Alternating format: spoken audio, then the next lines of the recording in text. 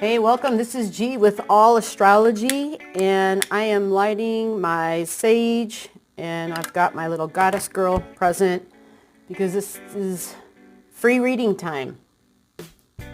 Free reading time. Today is November 11th, 11/11. Shout out to all the veterans who have served, who have sacrificed. And now we're setting the sacred space for this reading. In this reading, we're going to give, like I said, this is a free reading, so I'm going to give a little bit of information about this individual's chart. Try to connect with them, make sure that this resonates. So while you're listening, you want to make sure that if you feel like, hey, that does not make any sense to me, you reach out and let me know. It's important because of the fact that if there is a birth time that's wrong, it makes a difference. It'll totally skew the chart. And, well, I don't do this to give out shit. Everything I do should be legit. That's my deep belief. That is the whole purpose of doing this, the whole purpose of being here. So I want to make sure that this resonates. Okay, so let's start off. Well, by the way, this is All Astrology. We do free readings. All you got to do is comment the info down below, give us your birth numbers, and we will hook you up, okay? Every subscriber gets one free, high-quality reading, all right? It's not computer-generated. It is a reading where I and myself, Miss A, together or separate, depends upon how busy we are, sit down and spend lots of time with your chart and tell you about the things in your life that we feel you would want to know, okay? Without any further information on the channel, let's talk about you, the person who gave us their information, and let's dip into the information, the energetic frequency grid, which is your birth chart, what you came in with, okay? So what I will first start off to say is that this person is a Leo rising, and this birth date, we only give out a birth date and a birth time because all of our readings, privacy is extremely important to us. It's important to the individual. So November 28th, 1991 at 10:32 p.m. You know who you are. You subscribed. You went ahead and gave us your details. November 28th, 1991, 10:32 p.m. And like I said, this is a Leo rising, Leo ascendant. And I kind of want to just go over some of the current energies right now because we're in November, right? 11/11. So for you, the 11/11 energy is happening in your home, in the place of home. So at this time, it's the Mercury and the Sun. And I'm going to try to drop all of the astrological terms at this point because it is a free reading. I know it's not an astrology lesson, so I'm going to do my best to do that. Now, what's fascinating about this for you is this is happening almost exactly on top of Pluto for you in your chart. So what that means, information's coming through, information that we wouldn't normally receive, and it's being highlighted, it's being lit up, it's being reinforced, it's being energized by the sun. It's right on top of your Pluto. Pluto is our transformations. It's our soul. It's something we came to do in this life, which, by the way, this is in your home.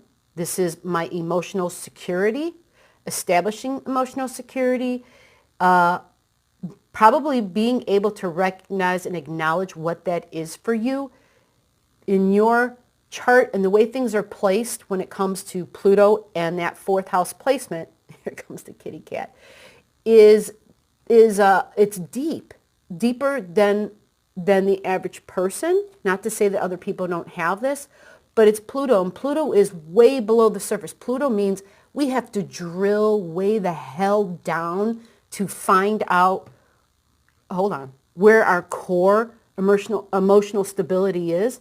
So what I'm hoping for you is that this day, starting probably yesterday, and actually the next couple of days for you, I believe that this energy, this information that's coming through will light this up for you, will bring this to your awareness, will help you to understand this is what I need. Now, typically when these things occur, especially because it's happening conjunct a planet of yours, Pluto, it means an event happens of some sort. And it's not like some big all of a sudden tragic thing. No, Pluto works in a very slow way. But basically what it does is it ends something. It literally, what it wants to do is it pulls something out by the root. I like to describe it as a gardener who goes to the garden and who's like, oh, I see these weeds and I got to get rid of these weeds. And some people, when they pull weeds, they just grab them and they throw them away, right?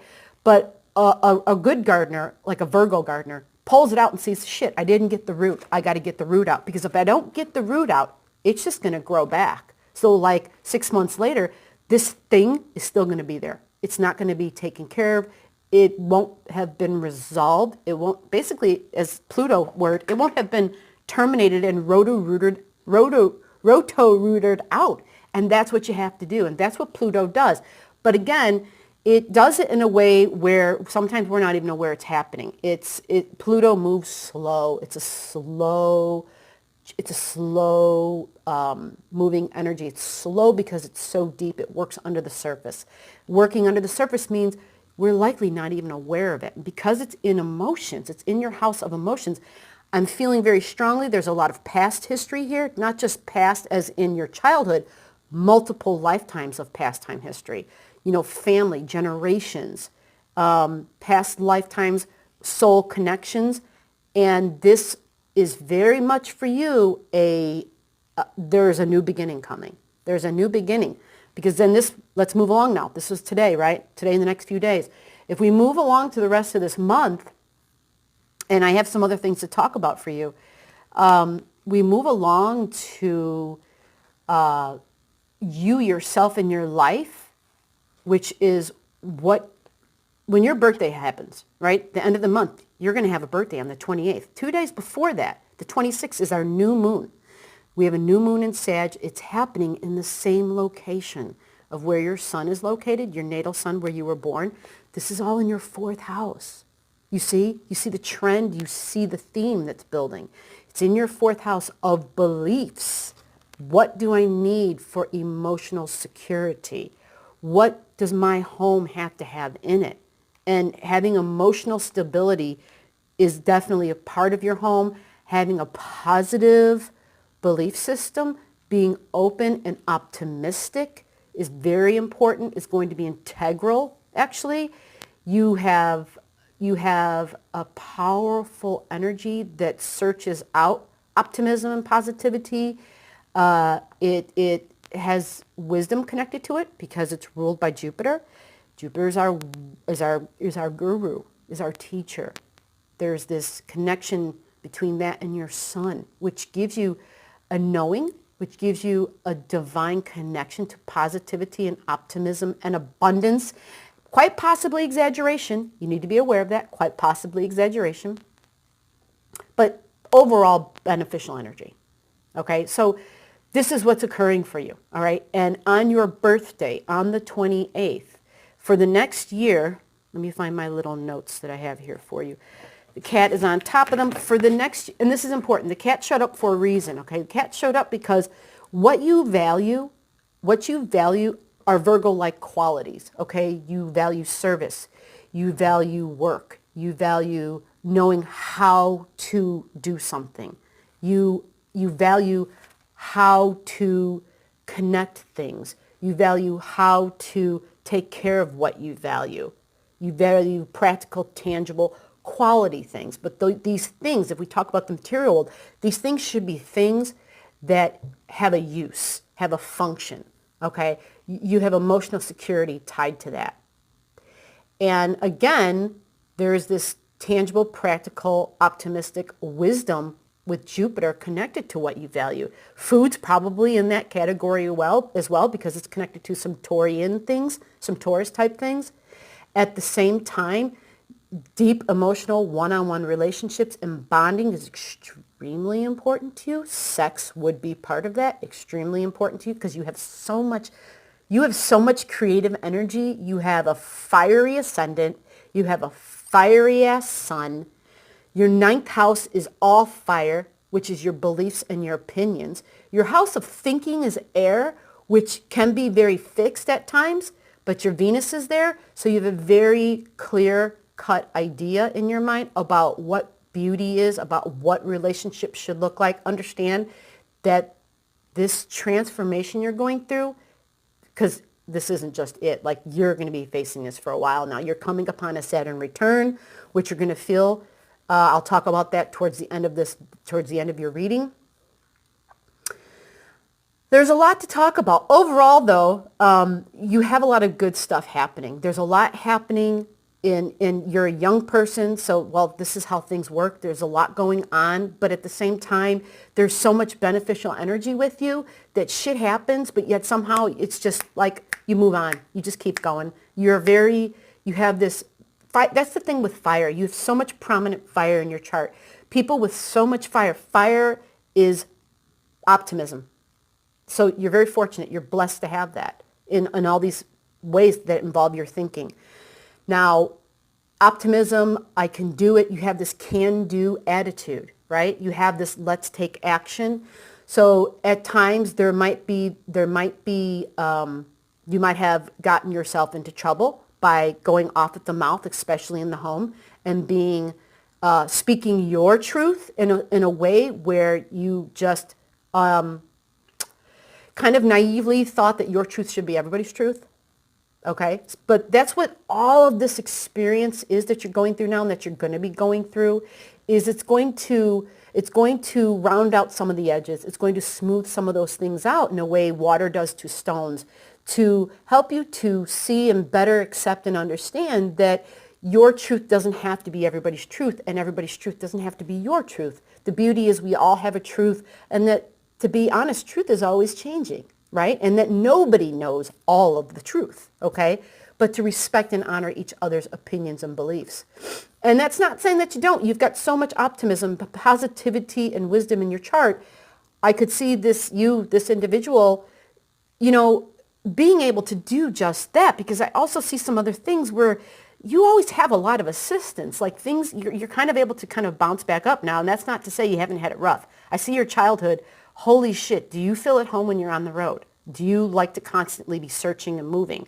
You know what I mean? Like, doesn't have to necessarily mean moving from home to home, although that definitely could be in the picture, because you've got where your roots are grounded super deep and below the surface, but then there's this other part of you that is like, okay, but I know there's more and I have to keep searching. I know there's more and I have to keep searching. And so it looks like in childhood there was a lot of it looks like there's this action towards being on the road and seeking, okay? Seeking, being the constant seeker. Which brings me to my next point, that when your birthday occurs, that is exactly what you were evolving into for the full year of 2020. It actually goes from birthday to birthday. So your birthday from November of 2019 to your birthday November 2020, you'll be in a mode of the seeker. It's the sign of Sagittarius. It's the arrow that is shooting upward. Now, this is my religion. This is your belief.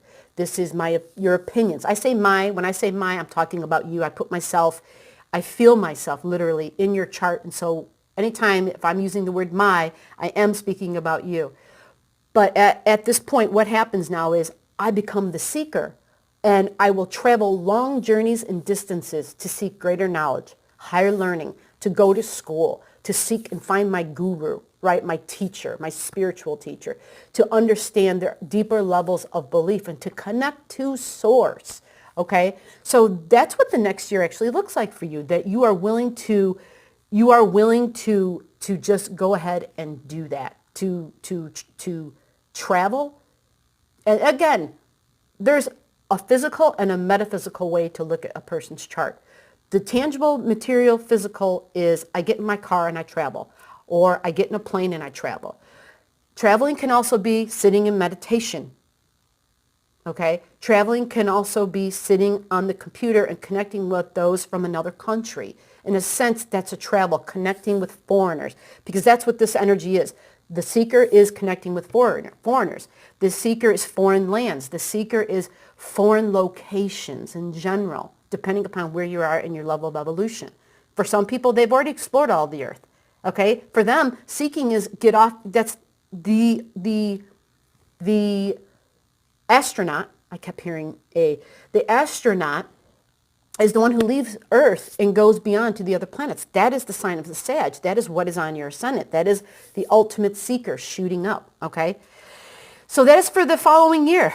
Now, you're going to have a lot of fire supporting you because you're going to have this impulsivity about you. So I want you to think. I'm always saying this to people anytime I see these aspects in their chart. Make sure that you're not being super impulsive and think things through, okay? Because there is this desire. There is this desire for freedom, desire of individuality and uniqueness. Now, this is what's coming upon your life. This is the part of the time in the reading where I'm coming upon the Saturn return that's going to be occurring for you. The Saturn return, I'm not sure if you've heard about a Saturn return. It happens to everybody. It starts at the age of 28. And, well, that is this, I believe, your 28th birthday coming up. So at the age of 28 and 29, we have the planet Saturn sitting on our natal Saturn. What does that mean? I'll stop with the astrology terms. It just means if we're not on where we're supposed to be at, if we're not at that point where we're supposed to be, Saturn comes in and guides us and says, hey, I understand this is what you were doing for a living or what you were thinking in your opinions and beliefs and what you were doing as far as relationships up until now. But this is what I'm going to do. You were here and I'm going to put you here. I'm putting you here because of the fact that this will line up with what you came in to do with your soul's goals. Okay? This will line up more closely and get you on the path to lead you to a greater sense of self-discovery, which is what every soul comes in this life to do. And for all of us who are incarnated and who are living at this time, this is actually very vital. It's a time of awakening. This is the time of the Aquarian, which leads me to the next point. This is all happening in your house of work. Okay? Whatever you were doing for a living prior to then, you're coming about a deep transformation. And this deep transformation started occurring for you probably whether you're aware of it or not, because it's initiated by Pluto, which happens slowly and over time.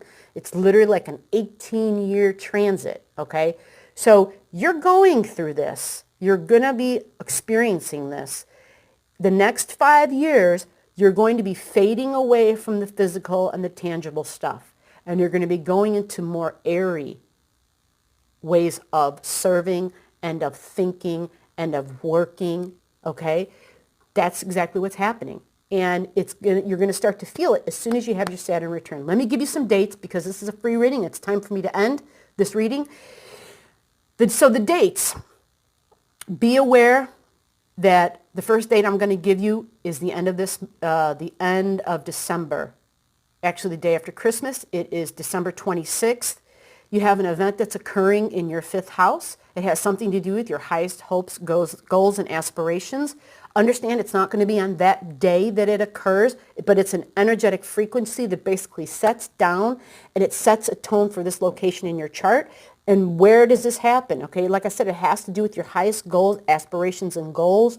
It has to do with your integrity in your profession and your career. And it involves relationships, okay? But fun relationships that might be on the more riskier side. So whether that means taking a risk on the job, doing something that somebody else might not want to do on the job or feels uncomfortable doing, I don't think you are that kind of person because this is high integrity energy. At the same time, it is going to be sitting on top of another energy that is all about freedom, and I need to break away from authority being on top of me, and I need to set out on my own. Individuality and uniqueness are very important. You have so much creative energy in your chart that I haven't even been able to touch in on that, but there's like the power to create, the power to procreate. There's a lot of fire and seeking as far as partnerships. Keep this in mind. This is romantic partnerships. There's a lot of seeking and communicating by that way. There's a lot of physical, tangible energy, like let's be physical, okay, and taking risks. There's a lot of that going on here. But like I said, there's an energy, December 26th, that occurs, and it's not, like I said, on that day. It's an energetic grid that sits down in that placement of your house. And that's your 5th house. That's children, fun, joy, creativity, risk-taking, romance, gambling. It's all in that area.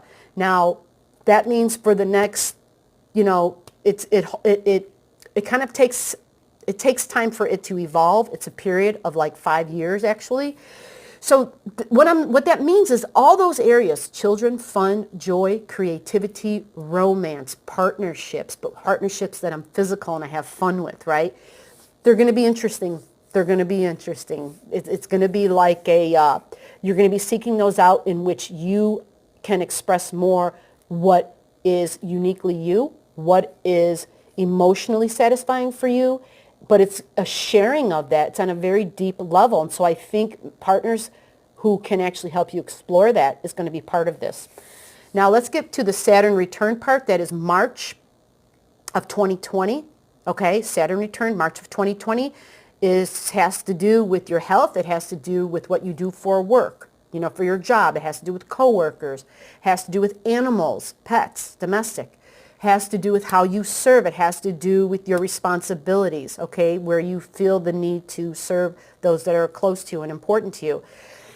I want you to keep in mind the energy is going to touch in, like I said, in March, but then it's going to ease off. It's going to ease off and it's going to feel like, okay, so that thing kind of went away and it's not an issue, but understand it was because Saturn went backwards and went retrograding and went away from your natal Saturn, but it is going to come back and touch back on that point a year later, which will be January of 2021. So whatever comes up in March, deal with it. You can't escape it. Just understand, okay, that's what she was talking about. This is the beginning, and now I need to take care of things. All that Saturn's asking you to do is take responsibility for what you're facing. Responsibility for a job, responsibility for your health, okay? Responsibility for what you feel like, whether you have domestic animals or not, or I always say animals because they're so big in my life, and it's the 6th house and this is domestic animals, and I talked about the 6th house and look what showed up, like immediately, because when I talk about Saturn, that is in your 6th house. I am sorry if this reading was confusing. It's just that you have a lot going on, and so I've been trying to astrologically give you times and dates. And so again, the date is March 21st. I'm sorry, the beginning of March. Actually, it happens like the month before, at the end of that month, February, you're going to start feeling stuff. And it'll go away, but then it'll come back. You'll feel Saturn bearing down. You will feel that you need to break away and have freedom from authority figures, because they'll be challenging you.